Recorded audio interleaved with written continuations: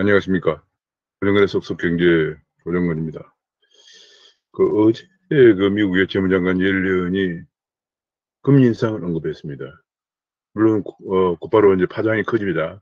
옐런은 뭐 금리 인상에 대해서 본인이 결정할 입장에 있지도 않고 그렇게 중요한 그런 얘기는 중요하게 금리를 올려야 한다 그런 얘기는 아니었다 뭐 이런 정도로 다시 해명을 했습니다만, 옐런은 연준 의장을 지닌 인물입니다.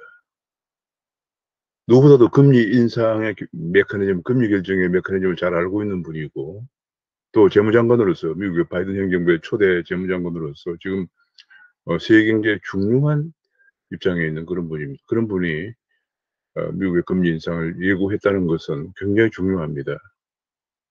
사실 이것은 이례적입니다. 자주 있는, 이것은 미국이 2차 대전 이후에 미국 연방준비제도와 독일 연방은행을 세계에서 가장 독립성이 보장된 중앙은행으로 어, 인정되어 왔기 때문에, 연방은행이 구 연방은행, 독일의 연방은행이나 미국의 연방준비제도는 그 누구도 심지어 대통령도 재무장관 정도가 아니라 대통령도 마음대로 할 수 없는 그런 어, 독립적인 통화정책을 운영해 왔습니다. 그 가장 큰 교훈은 2차 대전 전에 1929년에 독일의 하이퍼 인플레이션이라는 게 있었습니다.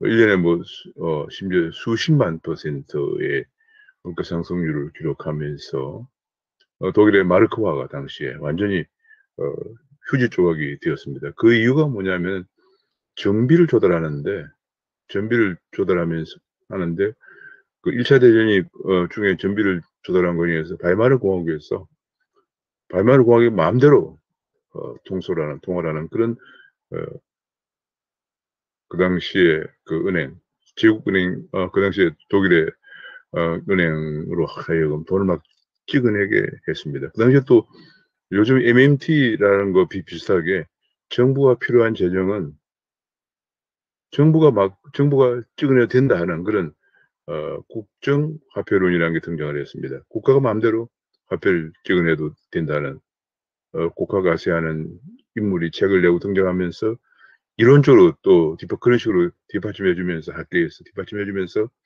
독일을 바이마르 공화국에 돈을 막 찍어내자. 그 당시에 빌레름 황제라고 찍어내자. 결과적으로 엄청난 인플레이션이 발생을 해서 독일 경제가 완전히 붕괴되었습니다. 그 붕괴된 결과 일어난 것이, 그 붕괴된 배경을 마침 또 대공황도 오고 하면서 극도로 민심이 흉흉해진 상황 속에서 등장한 사람이 바로 히틀러입니다. 경제가 어려워지면 바로 그런 사람이 등장을 하죠. 내가 집권하면은 일자리를 모두 만들어주겠다 하면서 등장을 했습니다. 그 히틀러들은 별 수 있겠습니까? 그런 선동 정치가들이 본래 대책은 없는 거죠. 집권이 목적이니까. 그리고 일자리를 만들어준다는 것이 1939년에 폴란드를 침공해서 독일의 젊은 청년들을 전쟁터로 내모는 것이었습니다. 그만큼 굉장히 중요합니다. 통화정책이라고 하는 것이 국가에서 마음대로 한다 그러면 아주 위험하고요.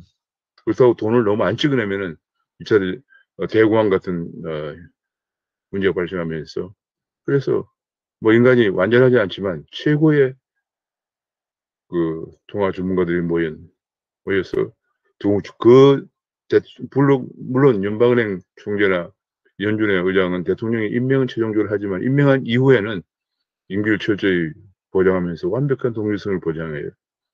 주도록 한 이유가 바로 그런 역사적 배경, 스라린 경험에서 나온 것이거든요. 그런데 이번에 옐런이 재무장관이 미국의 금리 인상 얘기를 꺼냈다는 것은 상당히 이례적입니다.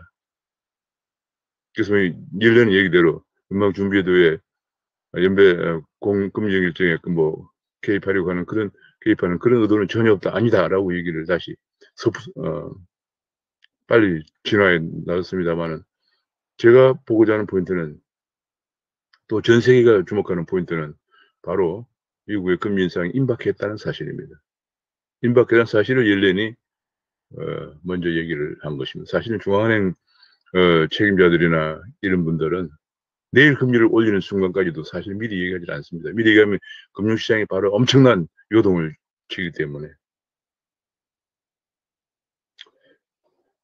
아무튼 그래서 이제 그 옐렌의 그 발언을 통해서 저는 다분히 적절치 못한, 재무장관으로서 적절치 못한 발언이다라고 생각을 합니다만은, 옐렌의 발언을 통해서 본 미국의 금리 인상이 임박해지고 있다는 사실과 그것이 우리 경제에 미치는 파장에 대해서 오늘 한번 살펴보도록 하겠습니다. 제가 몇 가지 준비한 자료를 같이 보시면서 한번 말씀을 나눠보도록 하겠습니다.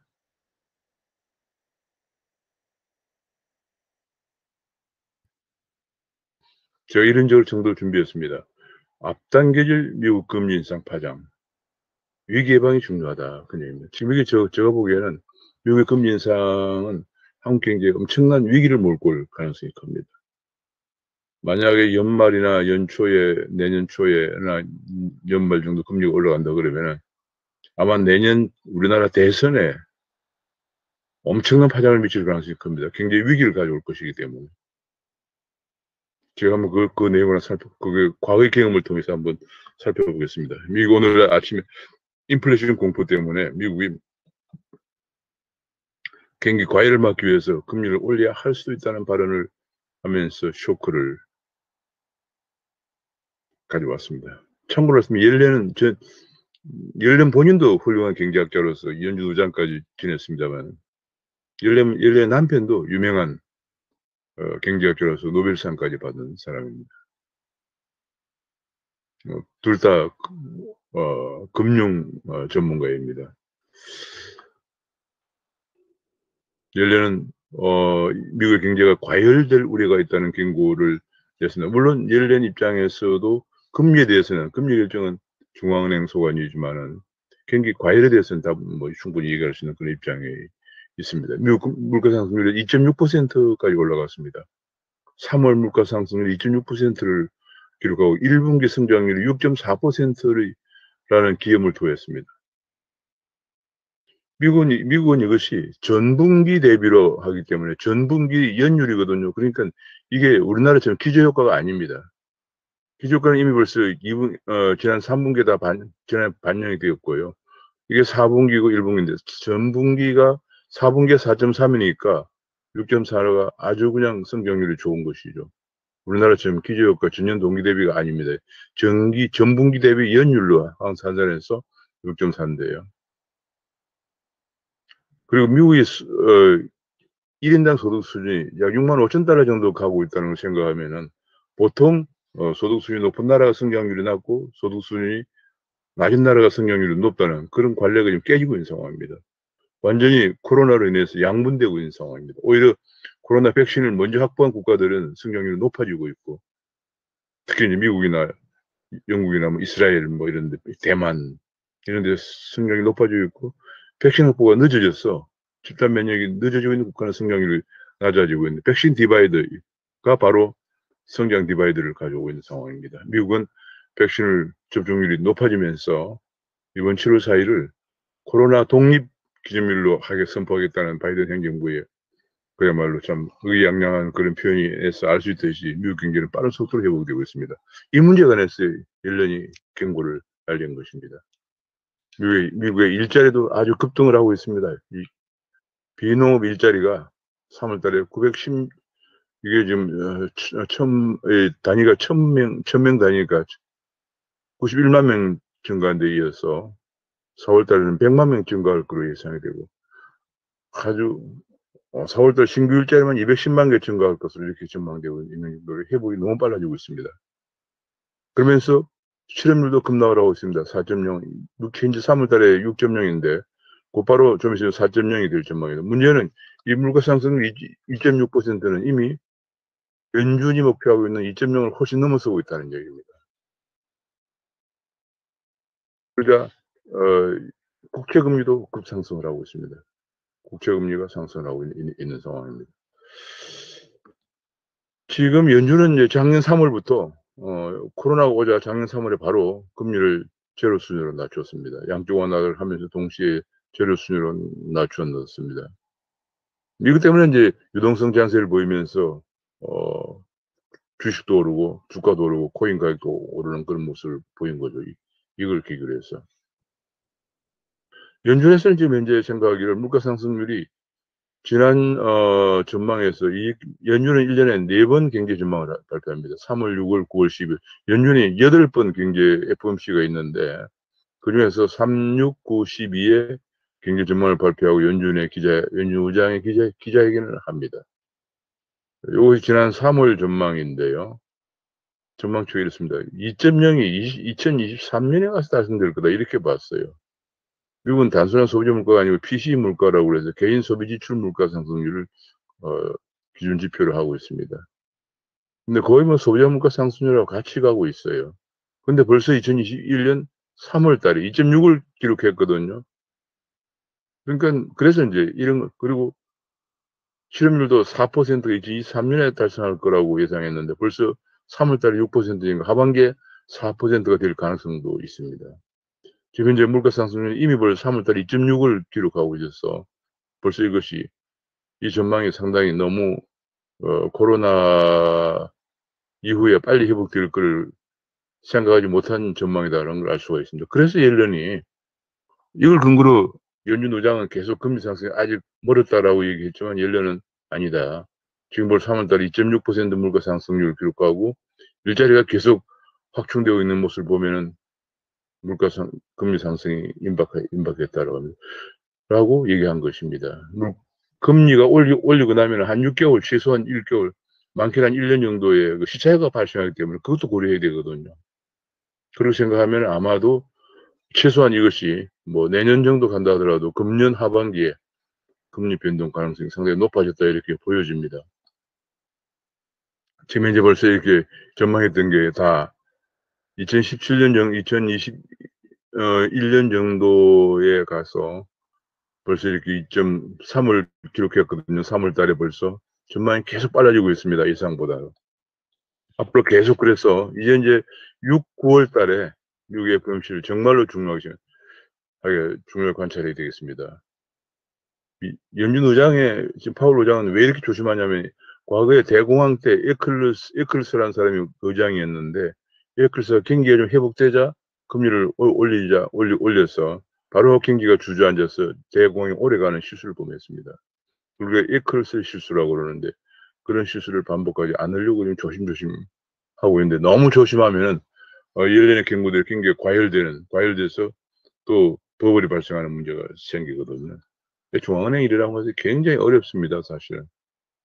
미리 한 6개월, 최소 6개월 전에 예상을 해서 금리를 움직여줘야 되고요. 그 6개월 뒤에 경기가 너무 과열될 것인가, 아니면 침체할 것인가를 항상 여러 지표를 통해 전망해서 금리를 결정해야 하기 때문에 굉장히 어려운 그런 작업입니다만, 그냥 두면은, 흔히들 또 어떤 또 학교들은 그냥 둔다, 뭐, 프리드만처럼 그냥 K% 룰을 적용하면 된다 하지만 그런 것은 역시 우리가 대공황도 겪었고 2008년 위기도 겪었고 하면서 그야말로 다 사람들이 다 죽은 다음에 장기적으로 볼 때 한 100년 뭐 장기적으로 문제 해결이 결정된다. 이런 것은 바람직한 측면이 아니다라고 하면서 중앙은행이 이런 통화 정책을 해오고 있습니다.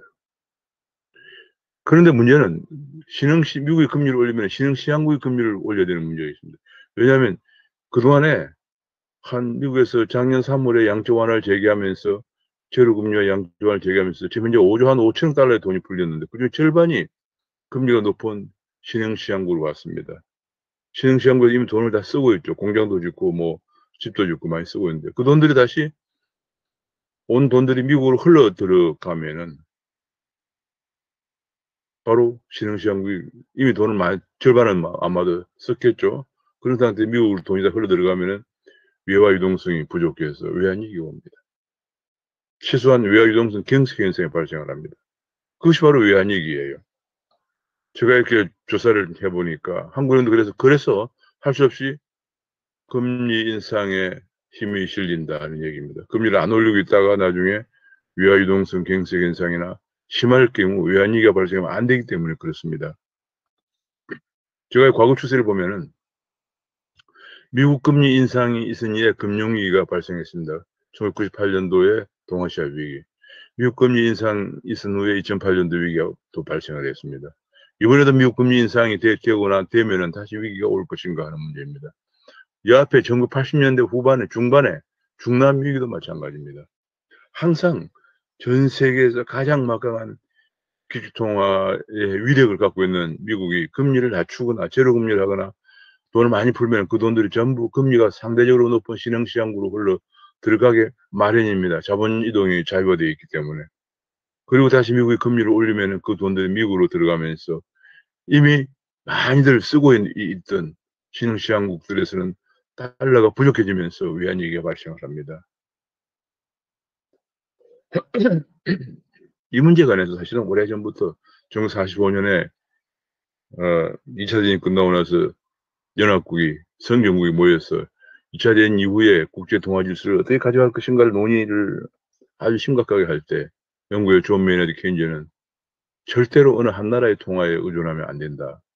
그럼 위기가 반복된다라는 주장을 하면서 벤코르라고 하는 통화를 창설하자고 했지만 그 당시에 최고의 강국인 성전국에서 사실 미국은 그전엔 성전국이 그전에 영국이 최대 강국이었지만 영국은 독일로부터 엄청난 폭격을 당하면서 거의 산업시설 다 파괴되었고 미국만 공격을 받을 수 없는 정말 외딴 대륙에 있는 미국이 최고의 강국이 되었죠. 정말 성전국다운 성전국이 되고 영국은 상처뿐인 성전국이 되었습니다. 그래서 결국 미국의 힘대로 달러가 기축통화가 되면서 지금 거의 10년마다 한 번씩 주기적으로 위기가 반복되고 있는데 지금이 또 위기가 올 때인가 하는 그런 문제가 대두가 되고 있습니다. 사실은 뭐 비트코인에 관해서 많은 논란이 있지만 이 비트코인이 바로 이 문제 때문에 2008년 위기 이후에 바로 2009년도에 대두가 된 것입니다. 자, 어쨌든 그렇게 해서 그런데 우리가 이제 돈이 많이 빠져나가면 제가 잠깐 추산을 해봤습니다. 지금 제가 추산해 보니까 일단은 수입액에 25%는 언제나 가지고 있어야 됩니다. 원자재 같은 수입하고 먹고 살아야 되니까. 그 다음 유동외채, 장기외채 중에서 1년 내 만기가 돌아오는 외채와 단기외채를 합한 것을 유동외채라고 하는데, 대체로 그것이 한 2,500억 달러 되면 돼요. 이거는 항상 100% 갖고 있어야 돼요. 100% 갖고 있어요. 1년 내 만기가 돌아오니까. 그 다음에 우리나라에 들어와 있는, 주식과 채권 투자가 엄청 늘어났습니다. 8,850억 달러로 늘어났어요. 얼마 전까지만 하더라도 한 5천억 달러였는데 지금 굉장히 많이 들어왔어요. 이것이 바로 이제 미국의 유동성 확장의 힘이죠. 뭐 그동안에 코스피가 많이 올라갔습니다. 코스피 뭐 3천시대. 동학개미 힘이 더 크지만 그것보다 큰 것은 외국인 투자의 힘입니다. 이 돈이 엄청 들어요. 제가 깜짝 놀랐습니다. 저도 보니까 얼마 전에 체크가 되면 한 5천억 달러는 지금 8,800억 달러까지 들어왔어요. 과거에 제가 위기 때 조사를 해보니까 1998년, 99년 위기 때 조사해 보니까 위기가 발생하니까 33%가 나갔어요. 그럼 이런 돈들은 위기 시에는 언제나 돈을 갖고 있어야 된다는 얘기예요. 위기 시에 필요한 돈이다. 그것이 대체로 한 6,700억 달러 정도 되고요. 근데 우리나라 외환보유액이 지난 4월에 4,500억 달러 정도 됐어요. 그럼 부족분이 벌써 2,200억 달러쯤 됩니다. 그런데 다행스럽게도 한미 통화 수합이 금년 9월 말까지 600억 달러 체결되어 있습니다. 우리가 여러 나라 통화 수합이 있지만 그건 제가 뭐 고려할 필요 없다고 생각해요. 왜냐하면 달러로 조달할 수 있는 통화 수합이 중요하지 나머지 통화들은 오히려 우리가 도와줘야 될 입장이 될지도 몰라요. 뭐 동남아 여러 나라들, 뭐 중국이나 이런 나라들. 뭐 캐나다와의 통화 수합이 있습니다만 캐나다 통화 수합이 사실 그것이 좀 애매합니다. 무제한 통화 수합이다. 뭐 이런 얘기가 나오는데 무기한 무제한인데 이게 과연 그것이 그렇게 조달이 될 것인지 그거 참 애매합니다. 이렇게 확실하게 600억 달러를 볼 30을 주겠다 하는 것은 뭐 확실합니다만은 그런 부분이요. 그래서 제가 일단은 현재 달러로 조달될 수 있는 통화 수합이 한미 통화 수합과 한일 통화 수합인데 한일 통화 수합은 지금 우리가 벌써 중단된 지가 오래되었습니다. 한일 관계 악화되면서 재개가 안 됐습니다. 일본은 왜 그렇게 달러 통화 수합을 제공하느냐 하면 일본과 미국 간에는 상시 무제한 통화 수합이 체결되어 있습니다. 그만큼 미국은 일본에 대해서는 상시 무제한이라는 건 우리나라가 당신네 나라를 언제나 위기가 있으면 상시, 무제한으로 도와주겠다는 그런 신뢰의 표시입니다. 우리는 불행스럽게도 그렇지 못합니다. 그래서 9월 30일까지 600억 달러를 보장받았는데 9월 30일 이후에 어떻게 될 것인가는 또 문제가 있습니다. 그리고 동남아에 CMIM이라고 있습니다. CMIM, 다자간 CMI, 다자간 협정인데 거기서 384억 달러지. 이거 사실 이거는 큰 의미가 없어요. 우리나라가 낸 만큼 가져오는 거거든요. 이걸 고려하더라도 대체로 한 1200억 달러 부족한, 이걸 고려하려면 한 1500억 달러가 부족한 상황입니다. 이거에 여기에 또 우리가 추가적으로 위기가 되면 언제나 자본 유출이 일어납니다. 해외로 캐피탈 플라이트라고 그러죠. 돈이 많이 유출됩니다. 왜냐하면 원화 가치가 떨어져도 환율이 많이 급등하니까 미리 외국으로 달러 같은 걸 사서 유출을 하기도 합니다. 그 다음에 우리나라가 글로벌화되면서 글로벌 기업 경영을 하면서 해외 한국 법인들의 현지 금융이 많습니다. 현지 금융 문제가 있으면 결국은 한국에 있는 본사에서 갚아야 하기 때문에 그것도 문제가 되죠. 그런 까지 고려하면 제가 보기에 아마 대략 잡아서, 이거 정확한 데이터가 안 나와 있어서 모릅니다만은 대략 잡아서 한 2천억 달러는 한국이 좀 부족한 상황입니다. 적지 않은 규모의 외화가 부족한 상황입니다. 당국자들은 정말 이 문제의 심각성에 대해 잘 대비를 안 하고 있다는 게 너무 안타깝습니다. 그런데 우리는 금리를 올려야 됩니다. 경기도 안 좋습니다. 지금 경기가 문재인 정부 들어서 계속 경기가 내리막길을 걷고 있죠. 소주성이다, 반기업 정책이다, 친노 정책이다, 뭐 이런 걸 쓰면서 경기는 계속 내리막길입니다. 정책 기조를 전환하지 않습니다. 그리고 코로나가 발생하니까 겹쳐가지고 코로나까지 겹쳐서 대불황 상태로 가고 있습니다. 지금 상반 1분기 1.6% 성장은 정말 적은 성장률입니다. 그런데도 금리를 올려야 됩니다. 경기 부진수에 금리를 올리면 경기 침체가 되죠. 게다가 세계 경제는 회복되면서 원자재 가격은 지금 고리 가격도 올라가고 원유 가격도 올라가고 급등을 하고 있습니다. 그럼 인플레이션이 오죠? 지금 우리나라 물가 상승률이 지금 2.3%인데 생산자 물가 상승률은 3.9%를 기록하고 있어요. 경기 침체 속의 인플레이션 우리가 뭐라고 합니까? 스태그플레이션이라고 합니다. 스태그플레이션 오면 이거 치유하기 굉장히 힘듭니다. 자, 그 외에도 금리 인상이 되면 당장 지금 깜깜이 기업 대출이 굉장히 많습니다. 지금 130조가 넘습니다. 이게 왜냐하면은 코로나로 계속 대출을 만기 연장해주고 이자도 좀 이자 지급도 유예해주고 있는 상황이라 이것이 얼마나 부실이 될 것인지를 예상도 못하고 있습니다. 왜냐하면 다 연계해주고 있으니까.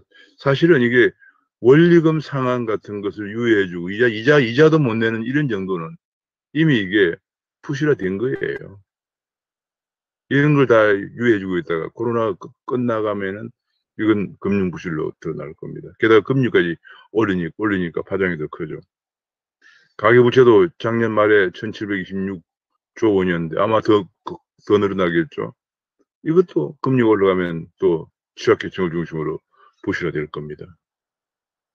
우리나라는 특히 가계신용 GDP에 대한 비율이 정말 90%를 넘어서고 있습니다. 거의 100%에 도달하고 있는 상황입니다. 더 문제는 순가처분 소득에 대비해서 가계부채 비율이 너무 높아져서 190%에 도달하고 거의 아마 200%까지 갔을 거예요. 이러면 우리가 가계가 소비를 할 수 없어요. 가처분 소득에 대비해서 부채가 많기 때문에. 미국은 이것이 135%였던 것을 100% 수준까지 낮추면서 미국 경제가 회복되고 있습니다. 우리는 143%였는데 200%가 올라갔습니다. 우리는 가계부채 대책이 100% 완벽하게 실패했습니다. 정말 우리 금융당국은 이 정도까지 만들어 놓고 있는 금융당국과 정부의 정책 당국자들은 정말 국민에게 석고 내재를 해도 모자랄 지경입니다. 미국은 왜 이렇게 가능한데 우리는 왜 이렇게 안 되냐는 얘기죠. 자, 이것들이 이제 전부 금융 올라가면 가계부실을 더 증폭시킬 것입니다. 게다가 재정 방파제도 붕괴되고 있습니다. 정부도 금리가 올라가면 원리금 상환보다는 증가하죠. 게다가 국가 채무가 금년 말에 벌써 1000조 원에 돌파할 생각. 문재인 정부 들어서 340조 원 증가해서 1000조에 도달할 전망입니다. GDP 대비 50% 육박할 겁니다. 그래도 뭐 돈을 더 쓰자고 난립니다. 지금 보니까 출생한 아이들에게 1억 원을 주자. 군대 갔다 오면 1000만 원 주자. 난립니다. 이게 여당의 대권 주자들이 하는 얘기입니다. 곧 그리스행으로 갈 전망이죠. 코리스. 코리아가 그리스로 간다는 얘기입니다. 이미 선진국 기준의 국가 부채 기준으로 하면은 이미 우리는 120%를 GDP 대비 120% 넘어서고 있는 위험 국가군에 들어갔습니다. 위기 방파제 재정 여력이 없다는 점이 더 큰 퍼펙트 스톰 위기입니다. 1997년 위기 때는 우리가 위기가 왔을 때 공적 자금이란 걸 168조 원 정도 쌓아가지고 기업들을 지원해서 기업의 위기를 막았습니다. 그래도 엄청난 실업자가 양산되었지만 그래도 어느 완벽한 대붕괴는 면했습니다. 우리는 재정 여력이 없습니다. 재정을 최후의 방파제라고 하는데 재정 여력이 없습니다. 미국 같은 또 미국과 상시 무제한 통화사업을 체결한 일본 이런 나라하고 다릅니다. 이런 나라는 신뢰도가 있기 때문에 국가 채권을 발행하면 채권을 사주는 데가 있어요. 우리나라나 그리스 같은 데는 채권을 안 사줍니다. 신뢰가 떨어지면. 그래서 위기가 오고 재정 위기, 외환 위기가 같이 오는 거죠. 근데 우리가 통화 수합을 또 이번 9월 이후에 연장해 줄 것인가? 한미일 관계가 굉장히 중요합니다. 지금처럼 미국을 계속 한미 동맹을 흔들고 자꾸 중국과 북한에 붙으려고 하는 이 정부를 보고 미국이 연장해 줄까요? 일본이 한일 통화 사업을 재개할까요? 은행권도 잘 살펴야 됩니다. 은행이 부실화되지 않는 범위 내에서 지원을 해요. 은행이 위기가 되면 나라가 붕괴가 되는 거예요. 계속 원리금 상환을 유예하라고 정부도 금융당국에 압력을 가합니다. 가장 더 큰 문제는 위기관리 능력이 없는 이념 편향, 이념에 치우친 청와대 국회 경제관료들이 더 문제입니다. 문제의 원인이죠. 문재인 정부 5년, 내년이면 5년인데 아마 5월 10일이 4주년이군요. 한국 경제가 완전히 붕괴될 가능성이 있습니다. IMF 구제금융을 받을 수밖에 없는 상황을 갈지 모릅니다. 디폴트 선언은 자원이 없고 수출 중심 국가에서는 불가능합니다. 항상 우리는 원유매도 1년에 1,000억 불씩 사오는 나라예요. 디폴트 선언한 순간 원유 도입도 할 수 없습니다. 금융거래가 안 되기 때문에.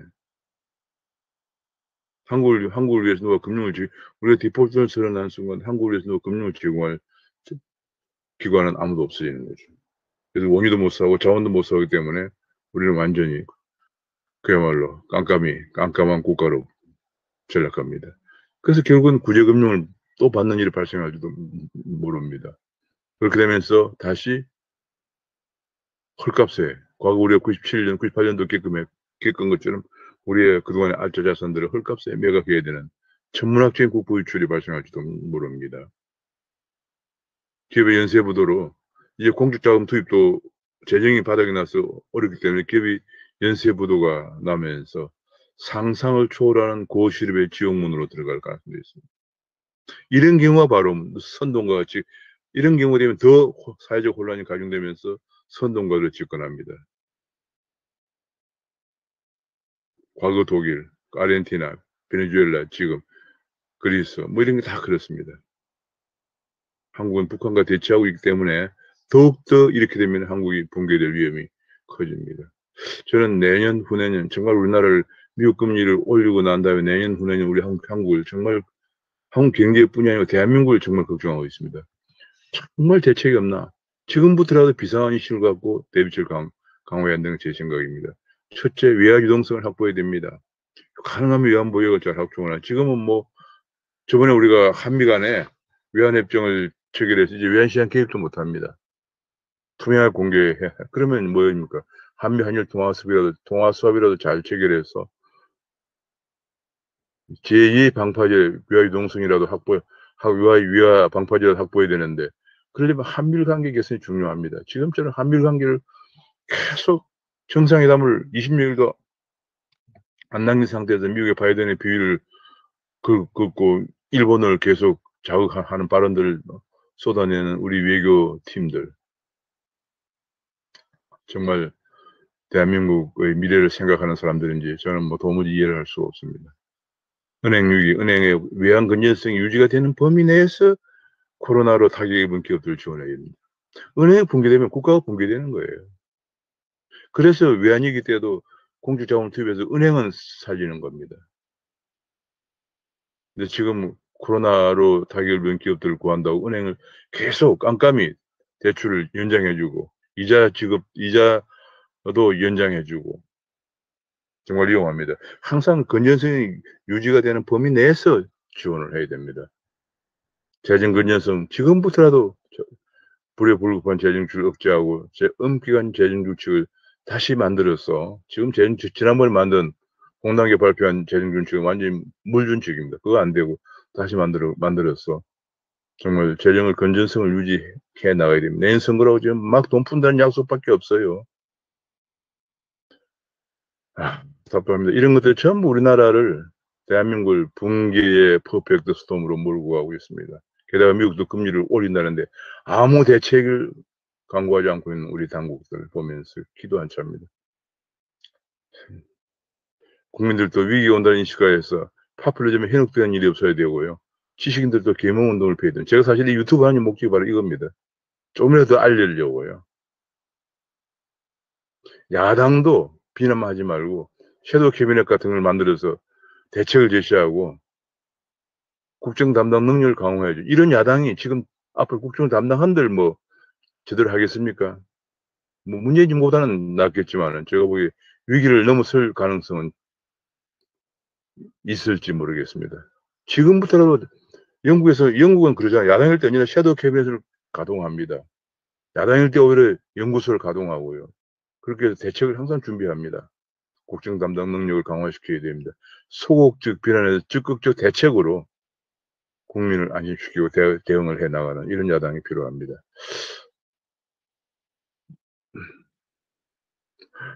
지금 미국의 옐렌의 금리 인상 발언, 간단한 발언이 아닙니다. 옐렌이 뭐 진화 작업에 나섰지만 자기는 연준 의장이 아니기 때문에 지금은 진화 작업에 나섰지만은 그걸로 끝날 일이 아닙니다. 이걸 계기로 해서 미국 금리 인상이 임박했다는 걸 알고 금리 인상이 왔을 때 어떤 파장이 미칠 것인가. 실물 경제 면에서, 재정 면에서, 금융 면에서, 어떤 파장, 외환 면에서 어떤 파장이 미칠 우리는 지금 전방적으로 위기가 몰려올 퍼펙트 스톰에 직면하고 있는 상황입니다. 경제라는 것은 경제 정책을 하는 사람들은 항상 쓰나미나 지진이 몰려올 것을 미리 예상을 하고 대비를 하는 사람들입니다. 이미 와가지고 허둥지둥 되는 것은 누구나 할 수 있는 일이에요. 쓰나미가 몰려올 것을 미리 예상을 하고 대비를 마련하는 사람들. 이것이 경제정책 당국자들입니다. 그런 능력이 없으면 빨리 물러나야죠. 국민과 국가를 위해서.